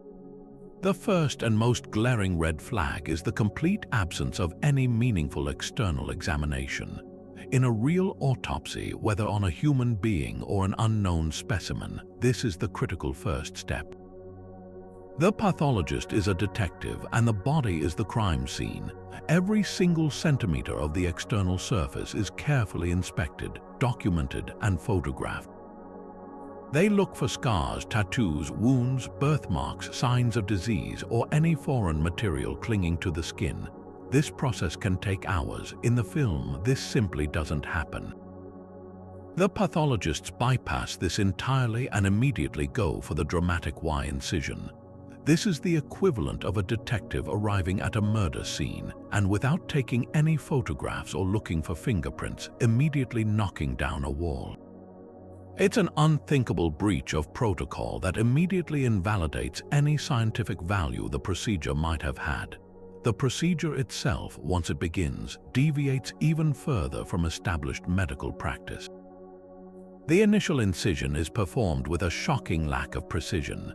The tools look crude and unwieldy, more like something from a mechanic's toolbox than the refined, sharp scalpels used in a real post-mortem. But the problems go far deeper than the instruments. The entire environment is wrong. A genuine autopsy, especially one performed in a military or government setting on a potentially hazardous biological specimen, would be conducted under the strictest sterile conditions. The room would be spotless, the air filtered, and the personnel would be sealed in modern protective gear to prevent contamination. The suits in the film, while visually striking, are historically anachronistic and offer little real protection. They are theatrical costumes, not functional medical equipment. The behavior of the individuals is equally telling. They handle the internal organs not with the careful reverence of scientists seeking to understand, but with a rough, almost brutish carelessness. They yank and pull at tissues, tossing them haphazardly into metal bowls without any attempt to label them or note their spatial relationships. In a real autopsy, every organ is weighed, measured, and its position and connection to other structures are meticulously documented before it is ever removed. This haphazard evisceration is not a medical examination. It's the cinematic equivalent of gutting a pumpkin. Then we come to the anatomy itself, which from a biological standpoint is even more absurd than the flawed procedure. A forensic pathologist is an expert in the architecture of life, from the cellular level up to entire organ systems. What they see in the film isn't a plausible alien biology. It's a chaotic jumble of nonsensical structures. The organs lack any clear specialization. There is no recognizable circulatory system with defined vessels, no respiratory system with lung-like structures, no digestive tract, and no centralized nervous system like a brain or spinal cord. Instead, the chest and abdomen are filled with a homogeneous, grayish, gelatinous goo and a few random, lumpy masses. Life, as we understand it across the entire spectrum of Earth's biodiversity, requires specialized organs to perform specific, life-sustaining functions. A creature capable of piloting an interstellar craft would need an immensely complex biology, not a body cavity full of undifferentiated mush. The infamous black, viscous fluid presents another insurmountable problem. Blood in any known terrestrial creature is designed to flow. It carries oxygen, nutrients, and immune cells throughout the body. The tar-like substance in the film oozes slowly and clings to instruments. It lacks the necessary properties to function as a circulatory fluid. From a pathological standpoint, it behaves less like blood and more like a simple special effects gel, designed for visual impact rather than biological function. The moment with the stretchy, elastic organ is perhaps the most damning of all. No biological tissue from any known creature possesses that kind of rubber band-like elasticity. Tendons, ligaments, and blood vessels have a specific tensile strength. They stretch only slightly before tearing. The bizarre, cartoonish stretching scene in the film is a clear giveaway of an artificial prop, likely a piece of latex or rubber, not a living tissue. Ultimately, a forensic pathologist's verdict is unequivocal. The Alien Autopsy film bears no resemblance to any legitimate medical inquiry, past or present. It is a theatrical performance, not a scientific procedure. Every single step, from the skipped external exam to the crude incisions and the biologically impossible internal structures, points to a creation designed by someone with a rudimentary understanding of what an autopsy looks like, but no comprehension of its underlying purpose or methodology. The goal wasn't to discover truth, but to create a convincing and shocking illusion for a camera. The pathologist sees through the grainy film and the dramatic tension to the core reality. This isn't how you uncover the secrets of an unknown life form. This is how you create a compelling piece of science fiction. When we detach from the debate over biological plausibility, a fascinating new perspective emerges. The creature on that table is not a specimen to be dissected, but a sculpture to be analyzed, a cultural artifact that speaks volumes about its creators and the society that embraced it. The design of the alien is a masterful piece of iconography, a carefully constructed image that didn't emerge from a vacuum.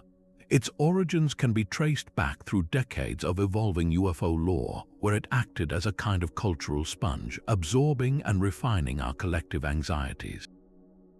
In the 1940s and 50s, extraterrestrials were often depicted as either benevolent, angelic beings or as ominous, human-like figures. Think of the ethereal visitors in The Day the Earth Stood Still, or the chillingly normal-looking pod people in Invasion of the Body Snatchers. The alien was a screen onto which we projected our fears of nuclear annihilation and communist infiltration threats that wore a familiar face. But as the Cold War deepened and technology advanced, our anxieties began to shift. The fear was no longer just of destruction, but of loss of control, of our minds and bodies being manipulated by forces we couldn't comprehend. This psychological shift found its perfect vessel in a new type of entity that began to appear in abduction accounts from the 1960s onward. A smaller, more disturbing figure with a large head and enormous dark eyes. This was the proto-Grey described by people like Betty and Barney Hill in their famous 1961 abduction account. These early descriptions were often sketchy, lacking the specific, standardized details that would later become ubiquitous. The Alien Autopsy footage took this emerging archetype and gave it a definitive physical form. It crystallized the vague descriptions into a single, unforgettable image. Every detail of its design was meticulously calculated to evoke a specific emotional response. The large, hairless head signified a massive intellect, but one that was cold and calculating, devoid of human emotion. The spindly, frail body suggested a species that had evolved beyond physical strength, relying entirely on superior technology and mental power, making them seem both vulnerable and ominously advanced. And then there are the eyes, those vast black liquid pools. This is the design's most psychologically potent feature. Human beings are wired to connect through the eyes. We see emotion, intention, and soul within them. The creature's opaque, bottomless eyes offer nothing. They are a void, a perfect barrier that prevents any empathy or connection. They are the eyes of a predator or perhaps a collector, viewing us not as sentient equals but as specimens. This design powerfully embodies the other, a being so fundamentally different from us that communication or understanding seems impossible. It is a product of a world growing increasingly complex and impersonal, where individuals felt smaller and more powerless against vast governmental and corporate systems. The gray is the ultimate symbol of that powerlessness. It represents an intelligence so far beyond our own that we are reduced to the status of laboratory animals. It is the fear of being studied, of being stripped of our autonomy, made literal in a physical form. By solidifying this specific image, the autopsy film didn't just reflect a pre-existing fear, it actively shaped our cultural imagination. It provided the blueprint for an entire generation of science fiction, from the X-Files to Dark Skies, and cemented the gray as the default image of an extraterrestrial in the public mind. The creature's design was so effective because it was a perfect mirror, showing us a terrifying reflection of our own deepest anxieties about technology, control, and our seemingly diminishing significance in a vast and unknowable cosmos. So we arrive at what might just be the ultimate puzzle box within this already baffling saga, the Phantom Original. Ray Santilli's 2006 confession that the famous film was a reconstruction fundamentally changed the game, but it also introduced a new and perhaps even more frustrating mystery. If the film we all saw was a reenactment, then what happened to the genuine article he claimed to have witnessed? Santilli's description of the source material was vivid and specific. He spoke of reels of old, volatile nitrate film that had succumbed to time and poor storage, degrading to the point where the emulsion had melted. Frames were stuck together, and the content was largely unwatchable. He presented himself as a preservationist who, faced with this ruined historical artifact, made the creative decision to rebuild it from memory. This narrative seems to offer a neat solution, but when you press on it, the entire story begins to feel less like an explanation and more like a carefully constructed trapdoor, allowing the core mystery to escape into the shadows once again. The first and most obvious problem is the complete and total lack of physical evidence for this original film's existence. Not a single frame has ever been produced for public or independent expert analysis. No photographs of the decayed reels, no lab reports on the degraded nitrate, no sworn affidavits from the technicians who allegedly attempted the transfer. In a case that has been scrutinized for decades, the absence of this foundational evidence is not just suspicious, it's deafening. We are asked to take Santilli's word that he saw something incredible, and that his word alone is enough to bridge the gap between a known fabrication and a lost reality. This creates an unassailable fortress for the believer. Any critique of the film we have can be deflected with the simple retort, but you're not analyzing the original. It's a perfect defense because the original is, by its very nature, unavailable for examination. The entire weight of the story rests on the credibility of a single man's memory of a film he says he saw only a handful of times before it was effectively lost. This leads to profound skepticism about the entire lost original narrative.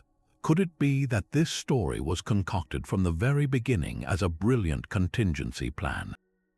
Think of it from the perspective of a hoaxer. You know your film will be subjected to intense forensic scrutiny. Experts will pick apart the film stock, the special effects, the anatomical inaccuracies. By creating a layered narrative, a real, decayed original and a faithful reconstruction, you inoculate your project against criticism. When a pathologist points out the autopsy is all wrong, you can say, "Of course it is. Our reconstruction isn't perfect, but the original was real." When a special effects artist identifies the foam latex, you can reply, "We did our best to mimic what we saw on the ruined film." The lost original acts as a shield, deflecting all technical arguments by placing the truly authentic piece of evidence forever out of reach. It's a narrative sleight of hand that turns the absence of proof into a kind of proof itself. The very unverifiability of the core claim becomes its greatest strength. And then we have to confront the sheer improbability of the cameraman's story when paired with the film's decay. Santilli claimed the original was nitrate-based film from 1947 that had badly decomposed.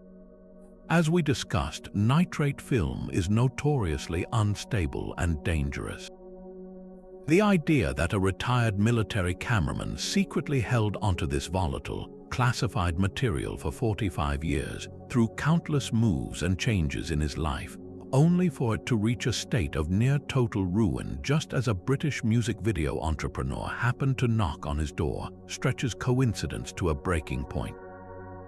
It feels less like a historical tragedy and more like a narrative convenience, a plot device that allows for the existence of a spectacular story without the burden of producing the evidence to back it up. This leaves us standing before two equally compelling, yet utterly irreconcilable possibilities. The first is that Santilli's entire story is a fabrication from top to bottom. There was no elderly cameraman, no trip to Cleveland, no decaying reels of film. The Alien Autopsy was conceived and executed as a pure hoax, a commercial venture designed to capitalize on the Roswell myth, and the story of the lost original was a later invention to manage the fallout and preserve a sliver of deniability when the walls began to close in. The second possibility, the one that keeps the mystery tantalizingly alive, is that Santilli is telling a version of the truth, that he genuinely did see something shocking on those old reels, and that the film we know was his attempt to bring that cataclysmic truth to the world when the original evidence crumbled to dust in his hands. In this version, he is not a con man but a messenger, and the reconstruction is a tragic but necessary stand-in for a reality too fragile to survive. This is the enduring power of the Alien Autopsy. Even when it seems the case has been solved, when the special effects artists have shown us their molds and their buckets of syrup, the story possesses a final, untouchable core of mystery. We are left forever wondering about what might have been on those vanished reels, perpetually haunted by the ghost of a film we can never see. With the cat officially out of the bag, you might expect the two main architects of the entire affair to present a united front, a pair of proud illusionists taking a collective bow for their incredible performance. Instead, what unfolded was a slow-motion public unraveling, a bitter and deeply personal feud that revealed a fundamental conflict over the most valuable currency of all, creative ownership. The partnership between Ray Santilli and Spyros Melaris, forged in the secretive work of building the hoax, shattered over the very public question of who deserved the credit. Santilli, ever the showman and promoter, continued to frame the project through the lens of his original narrative. Even in his confession, he positioned himself as the visionary, the one who had seen the real film and commissioned the reconstruction as a necessary act of preservation. He was the keeper of the story, the public face who had managed the global rollout and the millions in revenue. In his telling, Melaris and his team were talented subcontractors, skilled craftsmen hired to execute his specific vision based on his memory of the decaying original. The reconstruction was, in Santilli's view, his concept, his project, and his legacy. Spyros Melaris, however, would have none of it. From his perspective, this narrative was a profound distortion of the truth, an attempt to steal the spotlight from the true artistic and technical genius behind the illusion. Melaris didn't see himself as a mere contractor. He saw himself as the co-creator and the technical director of the entire operation. He began to publicly push back, offering an increasingly detailed account that systematically dismantled Santilli's claims of creative leadership. Melaris insisted that the project was a collaborative brainstorm from the very beginning, not a simple commission. He asserted that Santilli's contribution was the initial idea and the funding, but that the entire execution, the design of the alien, the sourcing of the props, the construction of the set, the intricate special effects, and the crucial process of aging the film was his own brainchild and the work of his team. He painted a picture of Santilli as a promoter, a businessman who provided the canvas but had little to do with mixing the paints or applying the brushstrokes that created the masterpiece. The conflict reached its peak over the most sensitive issue, money. While both men had profited handsomely from the global phenomenon, Malaris and his team felt their financial compensation was grossly disproportionate to their indispensable creative contribution. They had built the very thing that captivated the world, yet they saw themselves as hired hands, while Santilli reaped the lion's share of the multi-million-dollar windfall. This financial grievance fueled the public acrimony, transforming a disagreement over credit into a deeply personal dispute over fairness and recognition. This falling out is far more than just a squabble between former business partners. It's a fascinating case study in the nature of authorship and deception. At its heart, it's the age-old conflict between the idea and the execution. Who is the true author of a lie? Is it the person who conceives of it, or the person who possesses the skill to make it believable? Santilli argued for the primacy of the concept. He was the one who provided the story, the context, and the overarching narrative that gave the film its power. Without his tale of the elderly cameraman and the Roswell connection, the footage would have been just a strange, low-budget horror short. Malaris, in contrast, argued for the supremacy of the craft. An idea is worthless, he effectively claimed, without the genius to bring it to life. Anyone can say, let's fake an alien autopsy, but it takes a master of special effects to actually do it in a way that fools the world for over a decade. His detailed blueprints for the hoax were his way of proving his point, demonstrating that the magic didn't come from a story, but from a workshop. This personal drama also served to further muddy the waters for those still clinging to the possibility of an underlying truth. If Santilli was the honest broker trying to share a real story through a reconstructed film, why was his main collaborator so publicly and aggressively disputing his version of events? The feud made Santilli look less like a misguided preservationist and more like a manipulative businessman who was trying to control the narrative even after the game was up. For believers, it was another layer of confusion. For skeptics, it was the final, predictable implosion of a house of cards built on ego and money. In the end, the falling out between Santilli and Malaris completes the journey of the Alien Autopsy from a cosmic mystery to a very human story. It shows us that even a narrative designed to challenge our understanding of the universe could not escape the most terrestrial of forces: creative pride, financial jealousy, and the burning desire to be remembered as the one who truly pulled the strings. The hoax didn't just deceive the world, it ultimately turned its creators against each other, proving that the most complex conspiracy is often not the one we see on the screen, but the one that happens behind it. Imagine for a moment that the original film reel, or a high-quality copy of it, fell into the hands of a modern digital forensics lab today. The tools now at our disposal are light years ahead of the technology available in 1995. We're no longer just looking at grain and scratches. We can peer into the very pixels of the image, interrogating every shadow and highlight with computational power that borders on the clairvoyant. The first step would be a high-resolution, frame-by-frame scan of the film at an extremely high bit depth.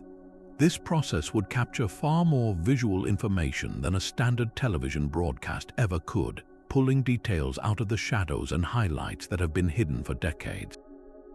With this pristine digital master, analysts could begin a multi-pronged digital autopsy on the film itself.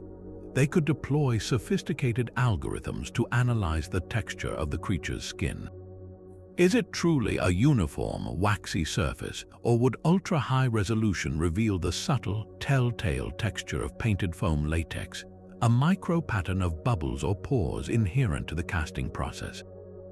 They could examine the edges of the infamous Y incision with insane precision.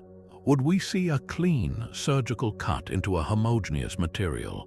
Or would we detect the faint, raised lip of a pre-cut seam in a prosthetic suit, perhaps even a tiny residue of the adhesive used to seal it shut before the filming began? Lighting analysis would become a forensic science all its own. modern software can model the light sources in a scene with incredible accuracy, creating a three-dimensional map of the lighting environment. If the alien body is a three-dimensional object, the way light falls across its curves and contours should be perfectly consistent. But if it's a prop, subtle inconsistencies might be revealed. Perhaps the reflection in those massive black eyes doesn't quite match the established light sources in the room, suggesting they were added or manipulated separately. Maybe the shadows cast by a surgical instrument don't align perfectly with the position of the overhead lamps, indicating a composite shot or a different lighting setup for certain close-ups. The behavior of the black, viscous fluid could be simulated against known physical properties.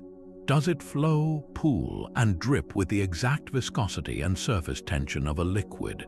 Or does its movement have the slightly unnatural, clinging quality of a thicker substance like syrup or a gelatin-based mixture?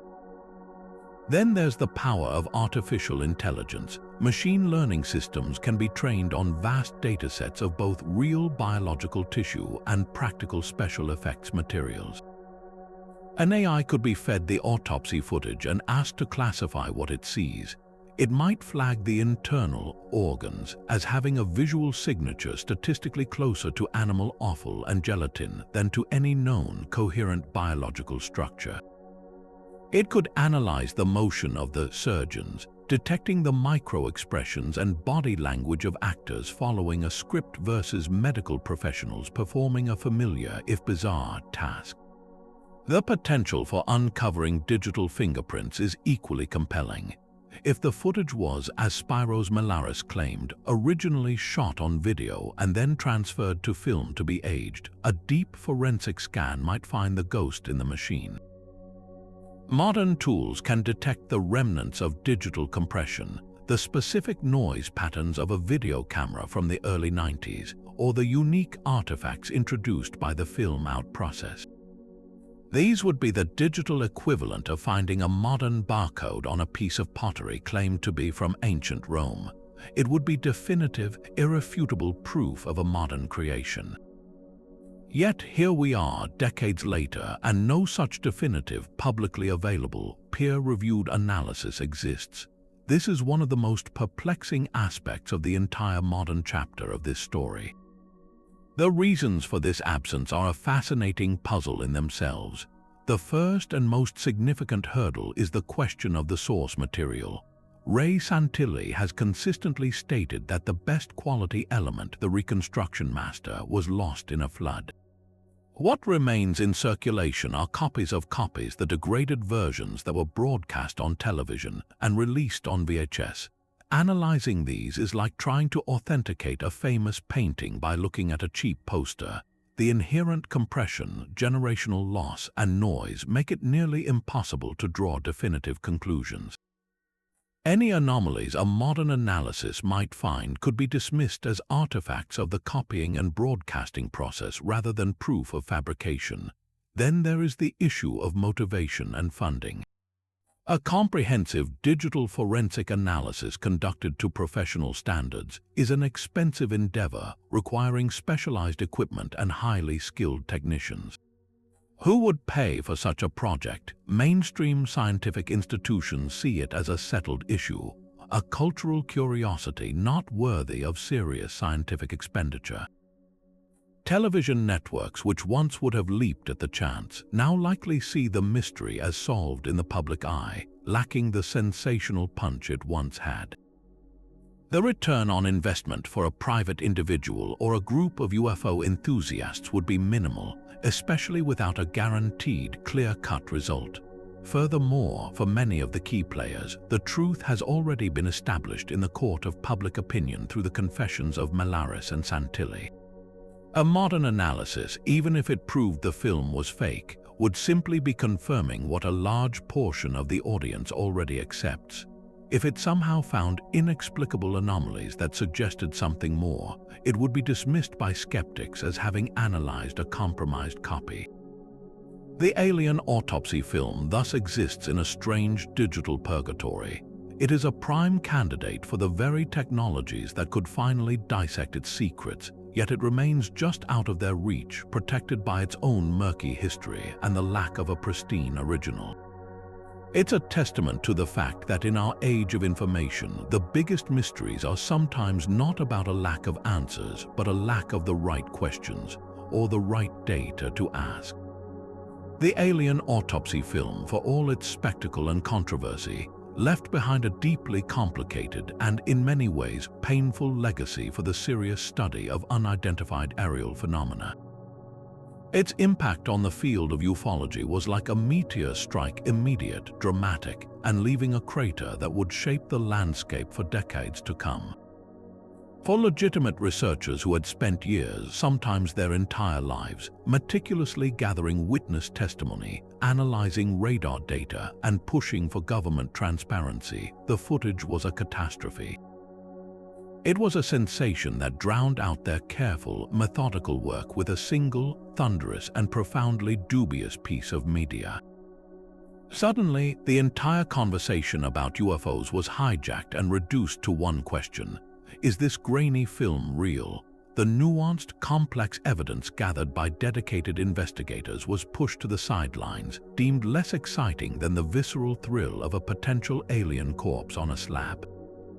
This created an impossible situation. If a researcher dismissed the film outright, they risked alienating a segment of the public that was captivated by it. If they engaged with it seriously, they lent it a credibility it most likely did not deserve and wasted precious time and resources that could have been spent on more verifiable cases. The autopsy became a giant, distracting sideshow, and the entire field was pulled into its orbit, forced to react to a story they did not control, and that was launched not from a research institution, but from a television network's programming department. The fallout was a new era of intense internal caution. Researchers became far more wary of so-called smoking gun evidence, especially when it arrived without a clear and verifiable chain of custody. The Santilli film became the textbook example of why provenance matters. Before this, a compelling story from a credible witness could generate significant interest. Afterward, the first question became, where is the physical evidence, who is the source, and can they be independently corroborated? The field developed a kind of immune response, a healthy skepticism born from the searing experience of having been globally humiliated by a fabrication.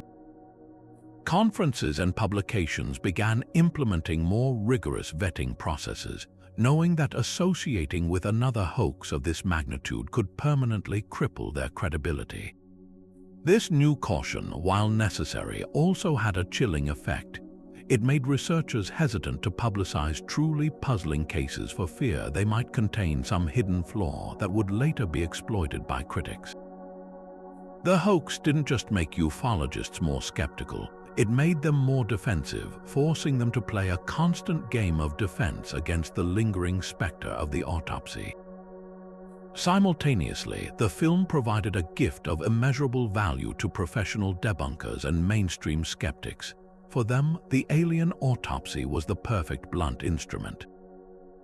It allowed them to engage in what is known as guilt by association. They could now point to this one widely seen and thoroughly debunked piece of footage and use it to tar the entire field of ufology. The argument became seductively simple, you see. This is the kind of evidence UFO believers fall for. It's all just grainy films and hoaxes. They could dismiss thousands of unrelated, well-documented cases from the 1952 Washington, D.C. flyovers to the more recent Navy pilot videos by simply invoking the specter of the autopsy. It became a convenient shorthand for dismissing an entire area of inquiry without having to engage with its more substantive claims. The media, which had played such a pivotal role in launching the phenomenon, now used it as a cudgel. Talk show hosts and newspaper columnists could easily ridicule the autopsy film, and by extension, anyone who took the topic seriously. It created a powerful cultural narrative that painted UFO researchers as gullible rubes, easily fooled by special effects that were, in the words of the effects artists themselves, relatively straightforward to create. This stereotyping did immense damage to the public perception of the subject, pushing it further into the fringe and making it exponentially more difficult for serious scientists, academics, and politicians to engage with the topic without fearing for their professional reputations. The autopsy became the one story everyone knew, and it served as a potent inoculation against taking any other aspect of the phenomenon seriously. Ultimately, the saga stands as a pivotal, cautionary case study in the eternal tension between evidence and sensationalism. It perfectly illustrates what happens when the thrilling, emotionally charged desire for a definitive answer crashes headlong into the slow, painstaking, and often unglamorous process of scientific inquiry and historical research. The public didn't want a nuanced report, it wanted a body. The media didn't want a balanced documentary, it wanted a ratings blockbuster, and a group of entrepreneurs gave the people exactly what they wanted, wrapped in the aesthetic of authority. This dynamic revealed a profound truth about how we process information in the modern age. We are often swayed more by a compelling narrative that feels true than by a complex set of facts that are true. The autopsy film was a masterclass in truthiness, and its success demonstrated that in the marketplace of ideas, a perfectly crafted story can easily outsell an incomplete, messy, and complicated reality. For ufology, the lesson was harsh but essential. It underscored that the path to legitimacy would never be through a single, spectacular piece of media, but through the slow, steady, and rigorous accumulation of data, the corroboration of multiple lines of evidence, and the building of a case so sturdy that it can withstand the inevitable storms of skepticism and ridicule. The field learned that it must be its own most stringent critic because the cost of embracing another grand hoax would be total irrelevance. The Alien Autopsy, in the end, forced a necessary, if painful, maturation. It separated the seekers of spectacle from the seekers of understanding, and it stands as a permanent monument to the dangers of letting our deepest wishes dictate what we choose to believe. Of course, the Alien Autopsy was far from the only attempt to satisfy our deep-seated hunger for tangible proof. The desire to produce a physical body, a piece of incontrovertible evidence that we are not alone, has spawned a whole genre of deception, with hoaxers around the world following the same basic blueprint.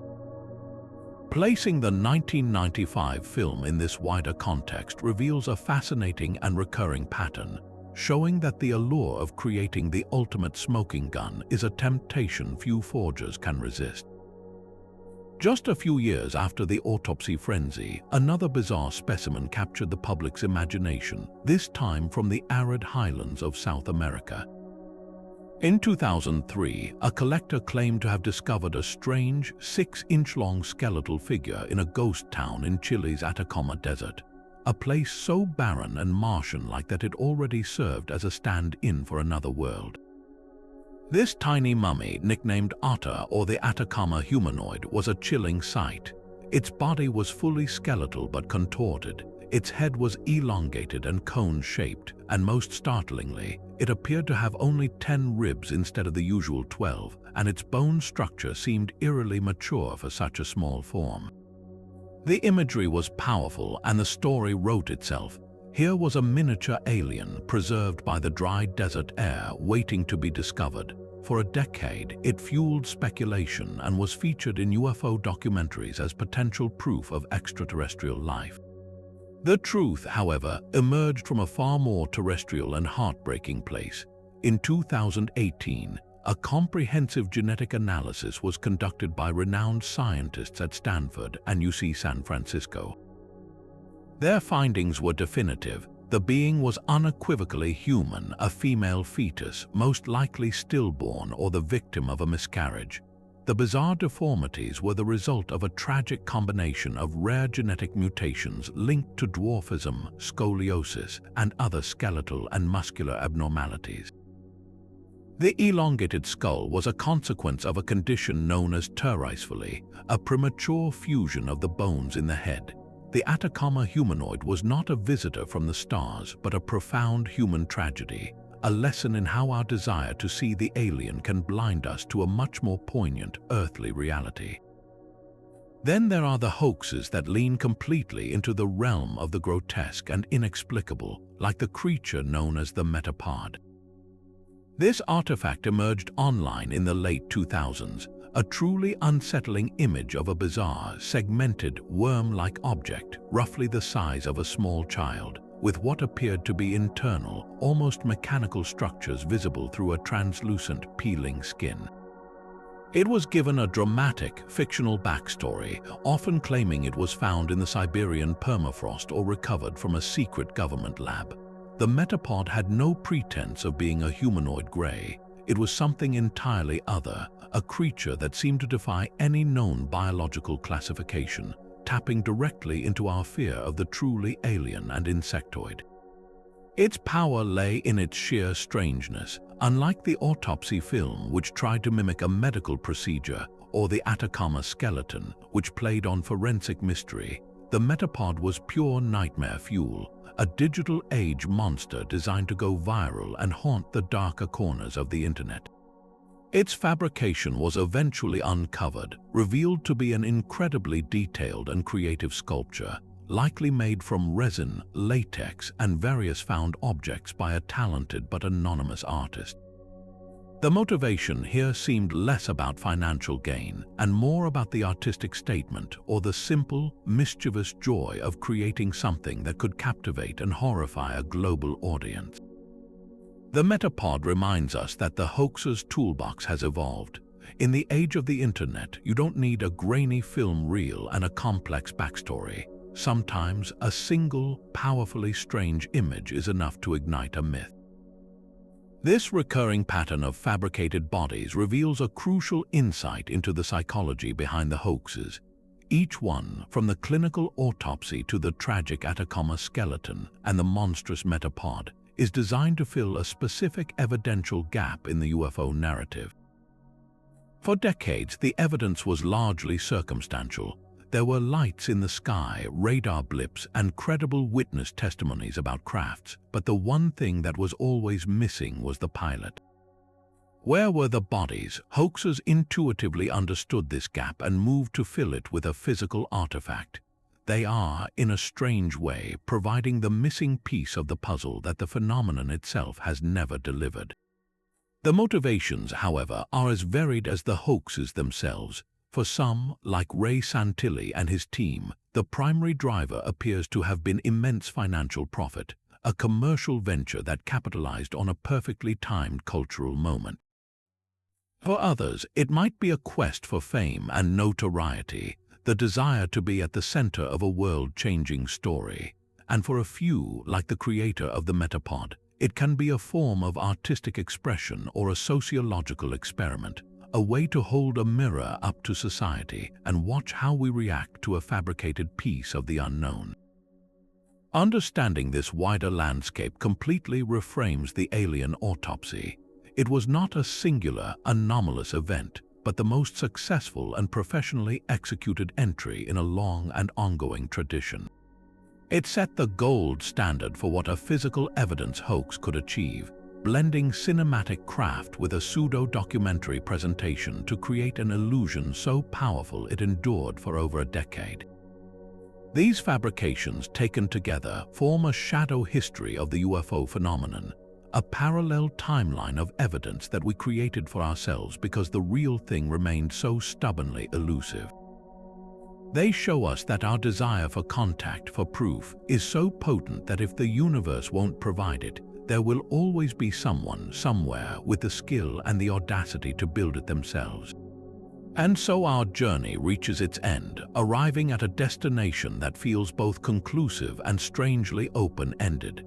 We have traveled from the electric moment the Alien Autopsy footage burst onto our television screens, through the labyrinth of claims and counterclaims, and finally into the brightly lit workshops where the illusion was so meticulously crafted. The verdict, when weighed by the overwhelming body of evidence, is clear. The testimony of master special effects artists like Spyros Melaris, who provided a detailed blueprint of the deception, From the foam latex body and animal organ innards to the deliberate process of aging the film leaves little room for doubt. We have the filmmaker's own admissions, Ray Santilli's concession that the film we all saw was a reconstruction, a narrative that, while attempting to preserve a sliver of mystery, effectively confirmed the core fabrication. And we have the relentless, logical voice of science, from pathologists who dismantled the clumsy, unprofessional procedure to biologists who pointed out the anatomical absurdities of a creature that could not walk, breathe, or function. This was not a government secret unveiled. It was a masterclass in cinematic sleight of hand, a perfect storm of clever craftsmanship and audacious storytelling. Yet to dismiss this saga as merely a closed case of a successful hoax is to miss its profound and enduring significance. The true legacy of the Alien Autopsy is not that it proved the existence of aliens, but that it proved something equally remarkable about us. It stands as a dazzling monument to human ingenuity, a testament to our ability to weave intricate fictions so compelling that they can, for a time, challenge our perception of reality itself. It demonstrates our immense capacity for belief, that deep-seated yearning for our world to be stranger and more wonderful than it appears, a desire so potent it can override our critical faculties when presented with a story that feels true. And perhaps most of all, it underscores the timeless, primal power of a well-told story. The Alien Autopsy was more than a film.